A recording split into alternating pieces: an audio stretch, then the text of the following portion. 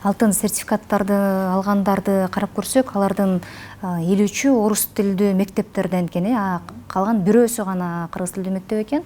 Бул эмнеден кабар берет? Бул кыргыз тилдүү мектептерден баягы билим сапаты төмөндүгүнөн эмеспи?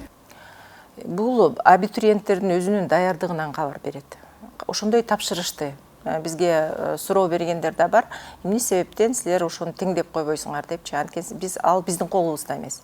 Өкмөттүн токтому менен тил кыргыз тилинде тапшырабы, орус тилинде тапшырабы айырмасы жок. Эң мыкты 50 бала алыш керек. Ошолорго бересиңер деген бекитилген бар. Ошол жобого ылайык биз ушул тизмени түзөбүз да.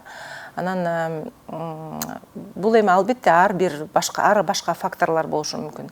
Негизи эле жалпы республикалык тесттин өзүнүн максатына келе турган болсок, бул жогорку окуу жайга кабыл алууну, баягы эң мыкты балдарды тандап алууну көздөгөн тест. Республика боюнча канча адам тапшырса дагы ошолордун ичинен эң мыкты, эң жөндөмдүүлөрүн тандап алуу тест да. Бул багытта мына 70%га жакын 67,3% деп атабыз тестти ийгиликтүү тапшырды. Бул дагы абдан жакшы көрсөткүч да.